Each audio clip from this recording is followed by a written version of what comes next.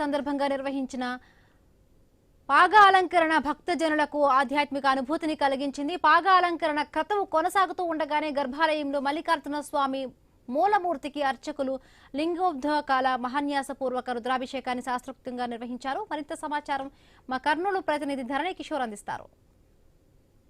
నాభి కేంద్రంగా విరాజిల్లుతున్న శ్రీశైల మహాక్షేత్రంలో శివరాత్రి బ్రహ్మోత్సవాలు అంగరంగ వైభవంగా జరిగాయి. 8వ తేదీ నుంచి ప్రారంభమైనటువంటి బ్రహ్మోత్సవాలు తుదిఘట్టమైనటువంటి మహాశివరాత్రి రోజున యొక్క పాగాలంకరణ ఘట్టం అత్యంత కీలకంగా భావిస్తారు భక్తులు. ఈ యొక్క పాగాలంకరణను చూసేందుకు లక్షలాదిగా భక్తులు తరలి వచ్చే పరిస్థితి ఉంటుంది.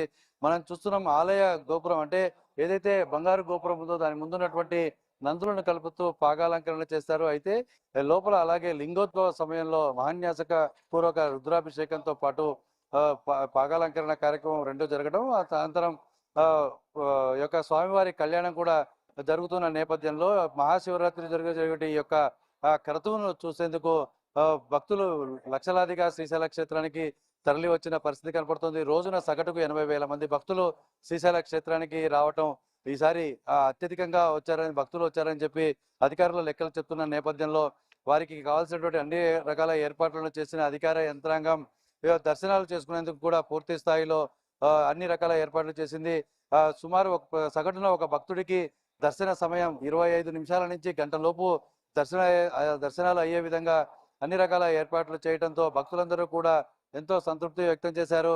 ఏదైతే అంచనాలకు మించి బ్రహ్మోత్సవాల్లో రెండవ రోజు అధికంగా రావడంతో జరిగినటువంటి చిన్నపాటి ఘర్షణ తర్వాత మేల్కొన్నటువంటి అధికార యంత్రాంగం అటు సీఎం స్థాయి నుంచి కూడా పర్యవేక్షించడం, స్వయంగా జిల్లా కలెక్టర్ యొక్క భక్తుల క్యూ లైన్లను పరిశీలిస్తూ వారికి సేవలను అందించిన నేపథ్యంలో భక్తులందరూ కూడా ఎంతో సునాయాసంగా స్వామివారిని దర్శనం చేసుకున్నారు.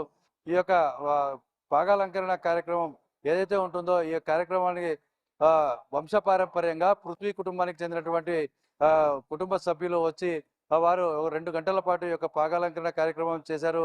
ఈ కార్యక్రమం అంటే పాగాలంకరణ జరిగే సమయంలో శ్రీశైల క్షేత్రంలో శివనామస్మరణ చేసిన పాగాలంకరణను చూసిన జన్మ తరిస్తుంది అని భక్తుల విశ్వాసం. పురాణాల్లో చెప్పిన విధంగా శ్రీశైల క్షేత్రం లాంటి మరొక క్షేత్రం లేదు అన్న నాడుని నిజం చేస్తూ ఆ యొక్క శ్రీశైల క్షేత్రంలో శివనామ స్మరణలో జన్మను చరితార్థం చేసుకోవాలని భక్తులు ఇక్కడికి వస్తూ ఉంటారు. ఈ నేపథ్యంలోనే అయితే రథోత్సవం ఉంటుంది. ఈ రథోత్సవం ముగిసిన వెంటనే ఈ యొక్క కార్యక్రమాలు బ్రహ్మోత్సవాలు ముగింపు పలిగినట్టుగా భావించాలి.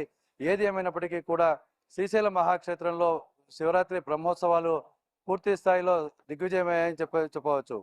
వీడియో జర్నలిస్ట్ బాబుతో కలిసి ధరణి కిషోర్, ఐ న్యూస్, శ్రీశైలం నుంచి.